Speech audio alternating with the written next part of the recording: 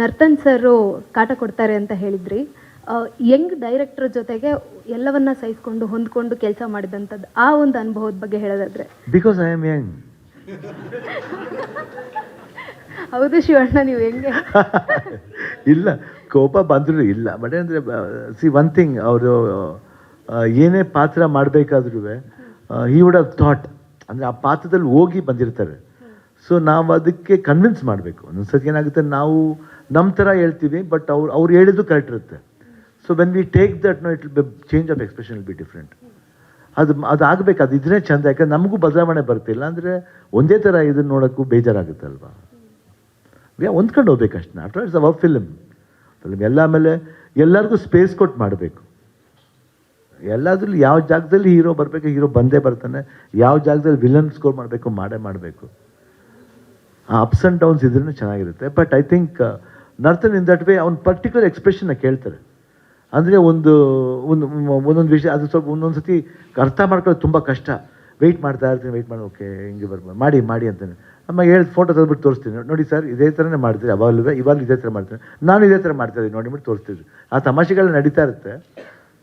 But still ultimately is the captain of the team.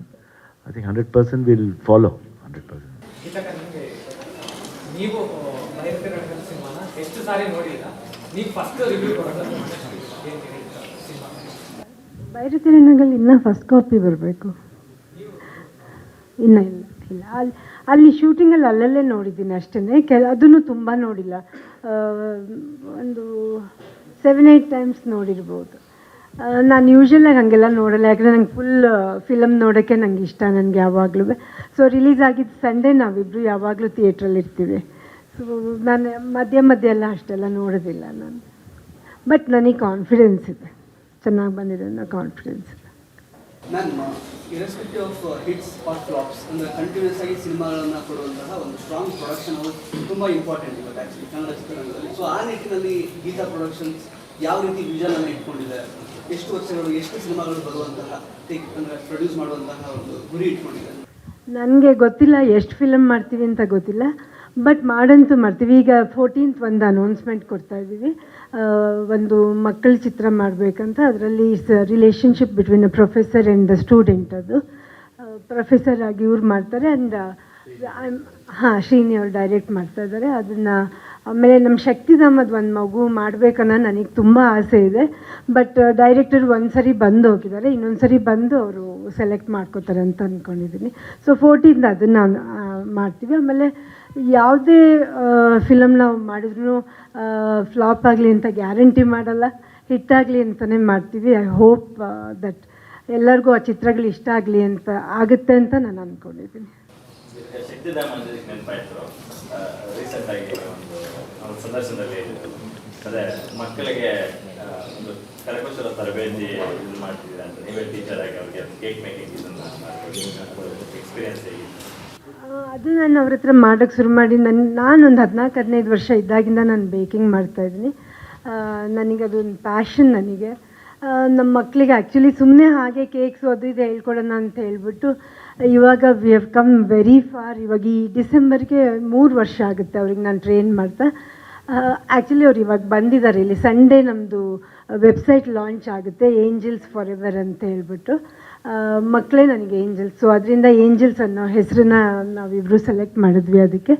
ಅದರಲ್ಲಿ ಬರೀ baking ಅಂತ ಮಾಡಿಲ್ಲ. ಇವಾಗ ನನಗೆ ಮಕ್ಕಳು ಫೈನಾನ್ಷಿಯಲಿ ಅವ್ರ ಕಾಲ ಮೇಲೆ ಅವ್ರು ನಿಂತ್ಕೋಬೇಕು ಅನ್ನೋದು ನನಗೆ ತುಂಬ ಆಸೆ ಇದೆ ನನಗೆ.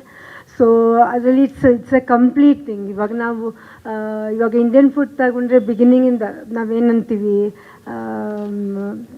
ಊಟ ಸ್ಟಾರ್ಟಿಂಗಿಂದ ಹಿಡಿದು ಎಲ್ಲವರೆಗೂ ಎಲ್ಲ ಥರದ್ದು ಮಾಡ್ತಾರೆ ಮಕ್ಕಳು. ಅದರಲ್ಲಿ ಕೇಕ್ಸ್ ಅದೆಲ್ಲ ಈ ವೆಬ್ಸೈಟ್ ಇವಾಗ ಲಾಂಚ್ ಮಾಡ್ತೀವಿ, ಅವಾಗ ನಿಮಗೆ ಗೊತ್ತಾಗುತ್ತೆ ನಮಗೇನು ಮಾಡ್ತಾಯಿದ್ದೀವಿ ಅಂತ ಹೇಳ್ಬಿಟ್ಟು.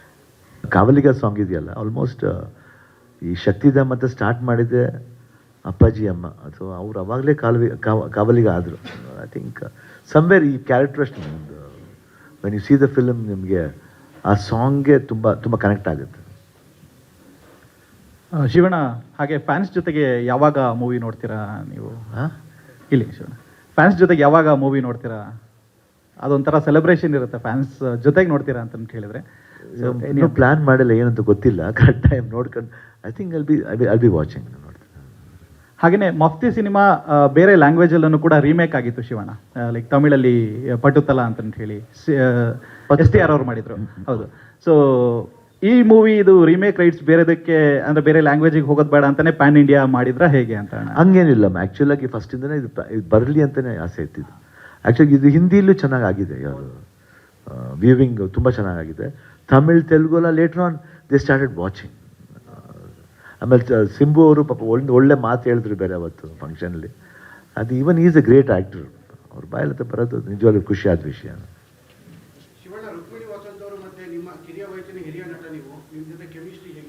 ಹೆಂಗೇನೇನೇನು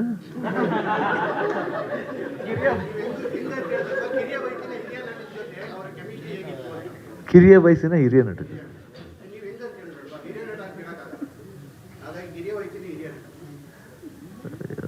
ನೋಡಿ, ಇದರಲ್ಲಿ ಏನು ಕೆಮಿಸ್ಟ್ರಿ ಇರಬೇಕು ಅದಿದೆ. ಅದೇನು ಹೇಳ್ತಾರೆ ಏನಮ್ಮ, ಏನಿಲ್ಲಮ್ಮ. ಅವ್ರ ಪಾತ್ರ ಅವ್ರು ಕರೆಕ್ಟ್ ಅಚ್ಚುಕಟ್ಟಾಗಿ ಮಾಡ್ತಾರೆ. She is a very good actress, ತುಂಬ ಚೆನ್ನಾಗಿ ಮಾಡ್ತಾರೆ, ಸಟ್ಲಿಟಿ ಇದೆ. ಆಮೇಲೆ ಗೊತ್ತು ಅವ್ರಿಗೆ ಏನು ಮಾಡಬೇಕು ಅಂತ. ಡೈರೆಕ್ಟ್ರ್ ಅಷ್ಟು ಚೆನ್ನಾಗಿ ಎಕ್ಸ್ಪ್ಲೈನ್ ಮಾಡಿದ್ರು ಕ್ಯಾರೆಕ್ಟ್ರನ್ನ. ಆ್ಯಂಡ್ ಇದ್ರ ಕೆಮಿಸ್ಟ್ರಿ ಅಂತಿಲ್ಲ. ಕೆಮಿಸ್ಟ್ರಿ ಅಂದರೆ ರೊಮ್ಯಾನ್ಸ್ ಅಂದ ತಕ್ಷಣ ಬರೀ ಹಗ್ ಮಾಡೋದು, ಸಾಂಗ್ ಹೋಗೋದು ಅಂತಲ್ಲ. ಇದರಲ್ಲಿ ಒಂದು ಬೇರೆ ಥರವಾದ ಒಂದು ವಿಶೇಷತೆ ಇದೆ. ಒಂದು ಲವ್ಗೊಂದು ರೆಸ್ಪೆಕ್ಟ್ ಇದೆ. ಆ ರೆಸ್ಪೆಕ್ಟ್ ಇಲ್ಲಿ ನೋಡ್ಬೋದು ಈ ಪಿಕ್ಚರಲ್ಲಿ.